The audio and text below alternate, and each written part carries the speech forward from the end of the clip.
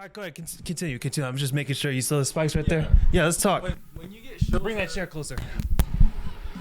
when you have black people in America and like the shows and stuff are so ethnocentric, you gotta think like whenever you get a show called when you ever get a show like the Boondocks where it's so Afrocentric and you have these stereotypes about black and white people being contrasted and compared, it really like sinks to like the hearts of like what black people can see because like I can't really talk on camera like because You're not even on camera. It's okay, bro. You're good, bro. It's fine, man. But it's just easy for me to talk like when I'm not on the spot. But yeah, I know. It's fine. But You can do it, bro. But no, it's a really good show. Like every little detail plays into every part that you would see is like in the black experience. Like Uncle Ruckus, for example. Yeah, like for sure. he's literally like just like a black racist basically. And there's dudes like that. Yeah. But if you notice, Uncle Tom and Tom and Uncle Ruckus are flip sides of the same coin. Because Uncle Tom, I keep calling him Uncle Tom because he is Uncle Tom. Yeah. But Tom in the show, Tom Sawyer in the show, I think that's his name. He hates his racial identity as well. It's just that he hides it, and he's not vocal about it. He hides it with the mask of ethnocentricity and one identity. Whereas Uncle Ruckus does the same thing, but it's hatred spewed out, and it's vocal that he doesn't like black people. Whereas Tom, it's just inward. Mm-hmm.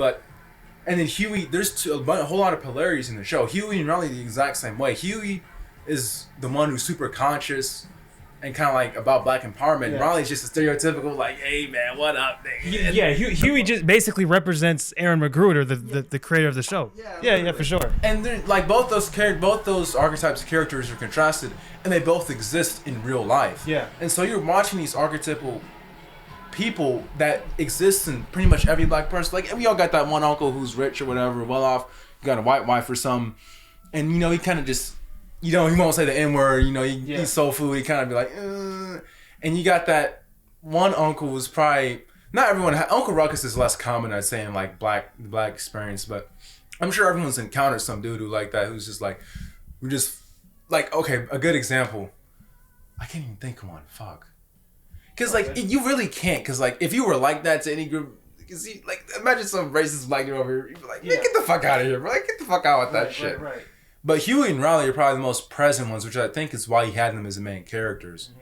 Because that's literally, like, just what you would see in regular life. Like, most black dudes, it's either, like, Donald Glover or Snoop Dogg. It's very little. It is a whole lot of in-between.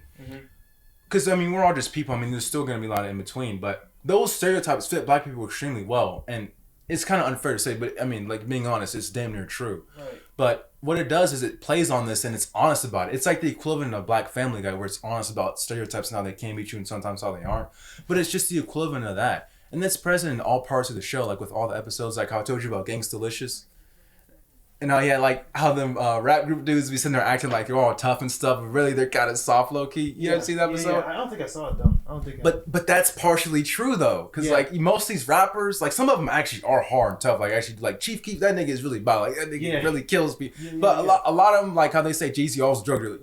I mean, you nickel and a dime hustle. Like you're a drug dealer, but not really, nigga. Like that's like I sold Girl Scout cookies. Like but you wasn't the fucking main one making.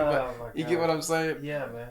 But, okay, so I wanted to ask you, so before I recorded it, you were making a good point. You were making, like, a point about the episode. What episode? You said the Samuel L. Jackson one. Can you talk about that one? And then there's another one. Yeah. So there's, in this one episode, there's these two white guys who are going around robbing people, and they kind of fit, like, the Wigger, if you never heard of them, like, the white guys who act like black guys. They fit that stereotype. And funnily enough, they're voiced by Samuel L. Jackson, which I think adds even more to the stereotype. But they basically go on robbing people.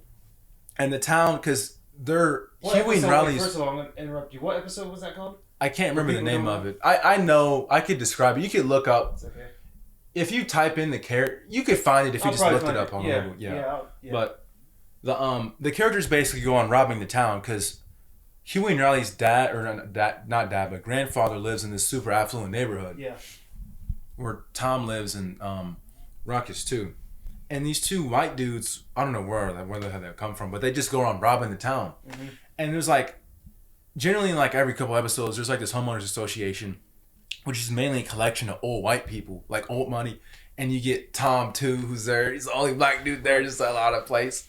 But he's there too, and they basically accuse Huey and Riley because they're like really the only black kids in the whole neighborhood. Right. They accuse them of stealing, even though it's two white dudes going around stealing and shit. Yeah. I can't remember how the episode plays out, but Huey and Riley catch him, if I remember. There's like a whole chronicle saga of those two characters in the show because like I think they show up in a couple of different seasons. Like it's like a whole like part one. They're not parts, but like you know how seasons or shows kind of have characters that you're talking about the Wiggers or whatever. Yeah. So they appeared.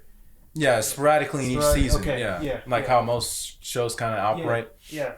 I can't remember that episode. I had to think about it more detail, but those characters are really cool. But Tom, my favorite episode is the one where it's Usher in it.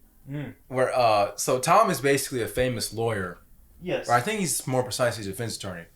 But he's supposed to be like the representation of like black excellence, but flip inwards because he's tall, he's attractive, he's college studied, he's super progressed in his field.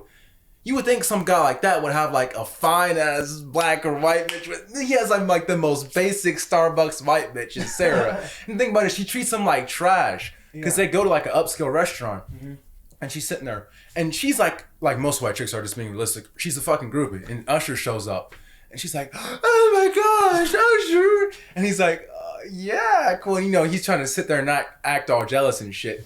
And then Usher ends up noticing her or whatever, and they talk for a while. And this nigga is literally getting third wheeled by his own wife. Like this is his wife. They have a whole ass daughter at this restaurant. And this nigga Usher starts singing to her. He's like, Sarah, Sarah. Tom's just sitting there looking all fucking jealous and shit. And the waiter comes with the tip. And Usher done ate food and stuff with him. Right. Not Usher, but the waiter comes with the receipt. And he gives that shit to Tom. And Tom's looking at him like, you gonna get this shit to me? Like, this nigga's worth $1 million. But Tom looks at it and the waiter's like, could be me though.